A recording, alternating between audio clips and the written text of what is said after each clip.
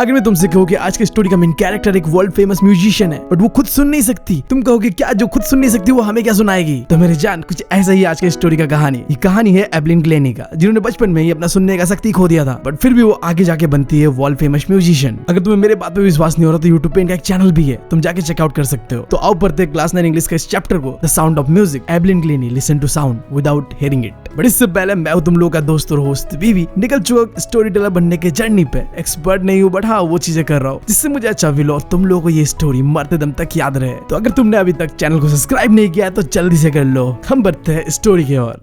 तो हमारी कहानी का शुरुआत होता है एक अंडरग्राउंड रेलवे स्टेशन से, जो कि बहुत क्राउडेड था। लोग धक्का मुक्की कर रहे थे ट्रेन पकड़ने के लिए, और इसी क्राउड में थी एक पतली दुबली सी लड़की जिसका नाम था एवलिन ग्लेनी, जो कि हमारे स्टोरी का मेन कैरेक्टर। वो फील कर पा रही थी ट्रेन के आते हुए वाइब्रेशंस को, और इन वाइब्रेशंस को सुन के वो एक्साइटेड भी थी और नर्वस भी थी, क्योंकि ये था उनका पहला दिन एक प्रेस्टिजियस स्कूल पे, जिसका नाम था royal academy of music in London. भाई साहब देखो, अंग्रेजों का म्यूजिक के लिए भी अलग से स्कूल होता है। हमारा तो भाई एक ही स्कूल था, प्राइमरी, सेकेंडरी और अब कॉलेज। हमारे यहाँ ऐसा नहीं होता कि music school, dancing school, acting school, ऐसा नहीं होता हमारे यहाँ। ये तो बस कहानियों वाली बात है। खैर, कहानियों में रहता है।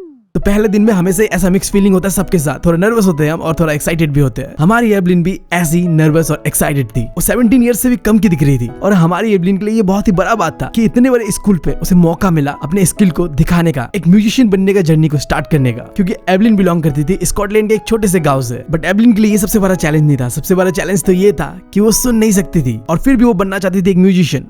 सही में यार, दीदी बहुत खतरनाक है, मतलब इतना डेयरिंग तो मैं भी नहीं हूँ यार। खैर, जो बात रहा कि एवलिन ग्लेनी क्या बचपन से ही बहरी थी क्या? नहीं, जब वो 8 साल की थी और एक पियानो कंपटीशन में पार्टिसिपेट कर रही थी, तब उसकी माँ इजाबेल ग्लेनी ने देखा कि जब एवलिन ग्लेनी को स्टेज पे बुलाया जा रहा था पियानो बजाने के लिए, तो वो सुन ही नहीं पाती उस चीज को। वो बस इंतजार करे जा रही थी कि उसे बुलाया जाएगा, जबकि उसे बुलाया जा रहा था, बट वो सुन ही नहीं पाती उस बात को। ये वो पहला इंसिडेंट था जब एवलिन ग्लेनी को पता चलता है कि शायद उसके साथ कुछ तो दिक्कत है। बट इन सारी चीजों को एवलिन ग्लेनी ने अपने दोस्तों से और अपने टीचर से जितना हो सके उतना छुपाने की कोशिश किया, बट चीजें ज्यादा देर तक छुपती नहीं है। जब वो 11 साल की होती है तब स्कूल में उसके मार्क्स बहुत घटते जा रहे थे, जिसका नतीजा ये होता है कि स्कूल का प्रिंसिपल एवलिन और उसकी माँ को बुलाती है और कहती है कि आपके बेटी के साथ कुछ तो दिक्कत है, अब इसे डॉक्टर के पास लेके जाओ। और जब वो डॉक्टर के पास गए तब उन्हें पता चला कि एवलिन के जो इयरिंग नर्व्स थे वो धीरे धीरे डैमेज हो रहे थे। इसीलिए वो बचपन से बहरी नहीं थी, बट समय के साथ बहरी होते जा रही थी। उसमें डॉक्टर ने एडवाइस किया कि ये चीजें धीरे धीरे बढ़ती रहेगा, एक समय ऐसा आएगा जब एवलिन को कुछ सुना ही नहीं देगा, तो जितना जल्दी हो सके एवलिन को लगा देने चाहिए कान के मशीन, हियरिंग एड्स, और आगे एवलिन को जो बहरे लोग पढ़ते हैं वो वाला स्कूल पे भेजना चाहिए। अब इमेजिन करो, एक 11 साल की लड़की को जब ये सारी चीजें पता चलता है कि वो धीरे धीरे बहरी हो रही है, तो उसके साथ कैसा बीतेगा? पूरा दुनिया अंधेरे से भर गया था उसके लिए। धीरे धीरे वो डिप्रेस हो रही थी, बट उसने गिव अप नहीं करा। वो डिसाइड करती कि वो अपनी जिंदगी को ऐसे नहीं बिताएगी, नॉर्मल लाइफ जिएगी, और अपना जो म्यूजिक पे इंटरेस्ट है उसे वो फॉलो करेगी। एक दिन उसने एक लड़की को जाइलोफोन बजाते हुए देखा, और उसके बाद उसने डिसाइड किया कि मैं भी यही बजाऊंगा। बट इसके लिए सारे टीचर्स ने उसे डिस्करेज करा कि तू तो सुन भी नहीं सकती, तू क्या बजाएगी जाइलोफोन। और तभी एंट्री होता है एक परकशनिस्ट रोन फोर्ब्स का। यहाँ तुम्हें मैं बता दूं, ये परकशनिस्ट का मतलब होता है बजाने वाला, ड्रम बजाने वाला, और भी जो चीजें होते हैं बजाने के लिए उसे कहते हैं। तो हमारा ये जो रोन फोर्ब्स था ना, ये भी परकशनिस्ट था, यानी कि ड्रम बजाता था। तो रोन फोर्ब्स वो इंसान था जिसने एवलिन ग्लेनी का पोटेंशियल को पहचाना। उसने 2 अलग अलग ड्रम्स को लिया, उसको अलग अलग हाई एंड लो ट्यून्स पे ट्यून करा, और उसने एवलिन से कहा कि जब मैं ड्रम बजाऊं तो उसे सुनना मत, उसे अलग अलग तरीके से सेंस करने का ट्राई करो। और एवलिन ने यही करा। जो ड्रम के हाई नोट्स थे ना, जब जोर जोर से बजाया जाता था उसे अपर बॉडी पे फील होता है वो, और जो ड्रम के लोअर वाइब्रेशंस थे ना उसे वो लोअर बॉडी पे फील होता है। तब हमारी एवलिन ग्लेनी को ये रियलाइजेशन होता है कि वो साउंड को अपने बॉडी के अलग अलग पार्ट से सेंस कर सकती है। जैसे कि ड्रम के हायर नोट्स को कमर के जो ऊपर वाला पार्ट है उससे वो सेंस करती है, और लोअर नोट्स को कमर के नीचे वाला पार्ट से वो सेंस करती है। और इसके बाद उसने अलग अलग इंस्ट्रूमेंट को ऐसे ही फील करा, सेंस करा अपने अलग अलग डिफरेंट ऑर्गन से। अब इसके बाद आगे उसने बहुत मेहनत करा। एक आम म्यूजिशियन को जितना मेहनत करना होता था उससे 100 गुना ज्यादा मेहनत करा, क्योंकि उसे म्यूजिक को फील करना था, वो भी अलग अलग अपने बॉडी के पार्ट से। और उसने वही करा, और पूरा हार्ड वर्क और डेडिकेशन के बाद उसने शुरू कर दिया अपना जर्नी एक म्यूजिशियन बनने का। उसने एक यंग ऑर्केस्ट्रा ग्रुप के साथ पूरे यूनाइटेड किंगडम का टूर करा, और जब वो 16 की होती है तब उसने डिसाइड कर लिया कि मैं एक म्यूजिशियन ही बनूंगी। एवलिन ग्लेनी ने ऑडिशन दिया। लंदन के अंदर में सबसे फेमस म्यूजिकल स्कूल था रॉयल एकेडमी ऑफ म्यूजिक, और उस ऑडिशन में उसने सबसे ज्यादा मार्क्स स्कोर करा, जिसके बाद वो बन गई उस स्कूल का सबसे ज्यादा मार्क्स स्कोर करने वाली स्टूडेंट।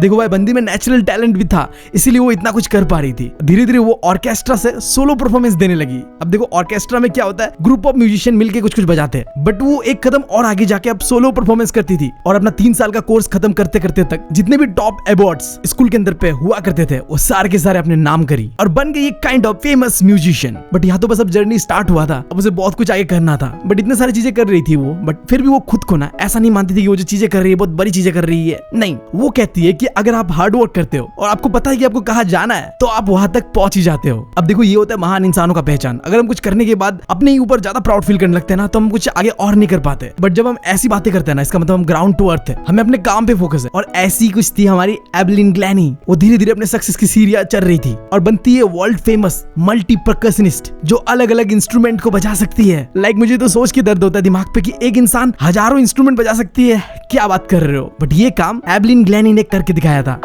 अब लाइफ में आगे वो इतना बिजी हो जाती है, इंटरनेशनली अलग अलग कंट्रीज पे जाके अपना म्यूजिकल परफॉर्मेंस देती है और इन परफॉर्मेंस को देख के ऑडियंस सोचती है कि एक लड़की जो खुद सुन नहीं सकती, बहरी है, वो कैसे इतना प्यारा धुन बजा रही होती है। लोग एवलिन ग्लैनी को बहुत ज्यादा पसंद कर रहे थे। एक इंटरव्यू में एवलिन ग्लैनी हमारे ऑथर डेबोरा काउली के साथ 2 घंटे नॉन स्टॉप बातें करती है, जिसके बाद हमारी ऑथर डेबोरा काउली हैरान हो जाती है कि इन 2 घंटे में जो भी बातें करा एवलिन ने एक भी बात मिस नहीं करा। ऐसे कैसे, वो तो सुन नहीं सकती। एवलिन सुन तो नहीं सकती थी बट वो लोगों का मुंह पर लेती थी। इसी इंटरव्यू में एवलिन बताती है कि उसे थोड़ा डिफिकल्ट तब होता है जब सामने वाला इंसान का थोड़ा दाढ़ी मूंछ होता है तो फेशियल एक्सप्रेशन को पढ़ने में थोड़ा डिफिकल्ट होता है। बाकी तो वो आसानी से किसी के साथ भी बातें कर सकती थी, क्योंकि एवलिन ग्लैनी सिर्फ किसी के मुंह को नहीं पढ़ती थी, पूरे फेशियल एक्सप्रेशन, आई कांटेक्ट, सामने वाले को पता ही नहीं चलेगा कि वो बहरी है।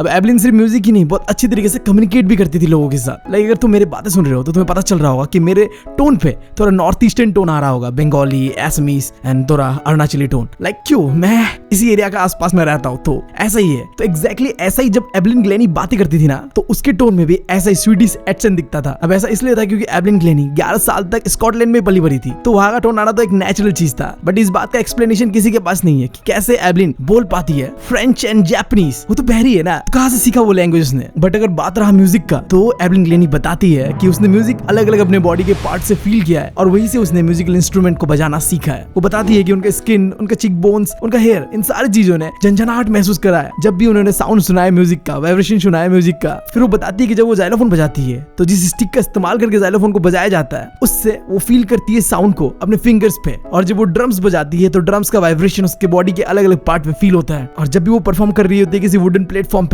तब वो अपने जूते उतार देती है क्योंकि वो अपने पैरों से भी साउंड को महसूस करती है। हो सकता है शायद एवलिन ग्लैनी सुन नहीं पाती है बट वो म्यूजिक को फील करती है, और यही अंदाज से जब वो म्यूजिकल परफॉर्मेंस देती है तो वो ऑडियंस का दिल जीत लेती है। इन सब का नतीजा ये होता है कि 1991 को एवलिन को एक ऐसा अवार्ड मिलता है जिसका प्रोनाउंसिएशन तो इतना लंबा है कि मैं कर नहीं सकता ठीक से। Royal Philharmonic societies prestigious soloist of the year award. बाप रे, सांस रुक गया, लिटरली इतना लंबा अवार्ड मिला है। एक बहुत ही जाने माने master percussionist James blades Evelyn के बारे में कहती है कि ऊपर वाले ने भले ही एवलिन का सुनने का शक्ति छीन लिया है बट ऊपर वाले ने कुछ ऐसा दिया एवलिन को जो कि बिल्कुल एक्स्ट्रा ऑर्डिनरी है, और इसीलिए शायद जिस म्यूजिक को हम बस सुनते हैं ना उसे वो बहुत ही गहराई से महसूस कर पाती है। जो म्यूजिक का असली मतलब है ना वो शायद एवलिन ग्लैनी बहुत डीपली समझ पाती है क्योंकि वो फील करती है, और शायद इसीलिए वो इतने अच्छी तरीके से म्यूजिक को लोगों के सामने एक्सप्रेस कर पाती है, ऐसे प्यारे प्यारे परफॉर्मेंस दे पाती है। तुम सोचो ना यार, एक लड़की जो बहरी है जिसने बचपन में ही अपना सुनने का शक्ति खो दिया है, वो इतना कुछ उखाड़ती है अपनी जिंदगी में। यहाँ भाई साहब हमारे पास कान, आंख, नाक सब है बट हम कुछ नहीं उखाड़ पा रहे, और यहाँ पे हमारी दीदी देखो भाई साहब कितना कुछ उखाड़ दे रही है। तो हाँ, जो बात कहा था जेम्स ब्लेड ने बिल्कुल सही कहा कि हाँ कि हो सकता है भगवान ने छीन लिया एवलिन ग्लैनी का सुनने का शक्ति बट कुछ ऐसा दिया है जो हम सबसे अलग है, और शायद वही चीज बनाता है एवलिन ग्लैनी को एक एक्स्ट्रा ऑर्डिनरी म्यूजिशियन। इसके बाद आगे एवलिन ग्लैनी ये कन्फेस करती है कि वो ना बहुत ज्यादा नशेरी है। नशेरी का मतलब वर्कोहॉलिक है यार, मतलब काम को लेके नशा है, जैसे मेरा नशा है मेरे क्रश को लेके।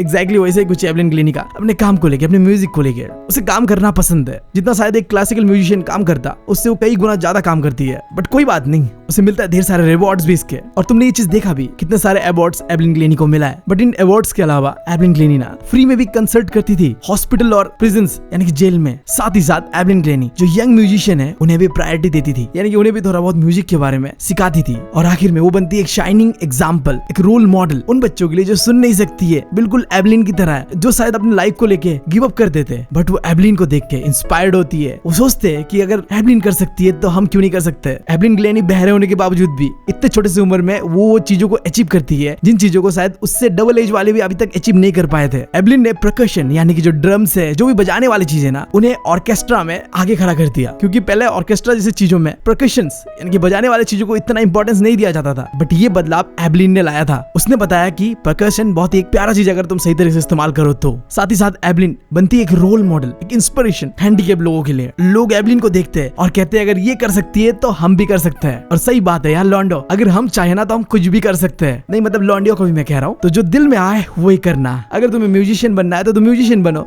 अगर तुम्हें क्रिकेटर बनना है तो तुम क्रिकेटर बनो। बस जो भी कर रहे हो ना दिल से करो। अगर दिल से करोगे तो ऐसा ही होगा जैसे एवलिन ग्लेनी के साथ हुआ है। जिंदगी में थोड़ा बहुत स्ट्रगल होगा बट तुम लोगों का दिल जीत सकते हो। और वही तो करा है एवलिन ग्लेनी ने। अपने म्यूजिक से, अपने परफॉर्मेंसेस से हजारों लोगों का दिल जीता है। और इसी के साथ ये कहानी होता है खत्म। आई होप तुम लोगों को पसंद आया होगा ये स्टोरी। मैं मिलता हूँ तुम लोगों से पार्ट 2 में। अगर तुम लोगों को मेरा काम पसंद आ रहा है तो सपोर्ट करना। पार्ट 2 के लिए कमेंट करो। अगर वीडियो में अच्छा व्यूज आया तभी मैं पार्ट 2 बनाऊंगा, तो जल्दी से जाके पार्ट 2 कमेंट कर दो। मैं मिलता हूँ तुम लोगों से अगले वीडियो में। Thank you, love you all.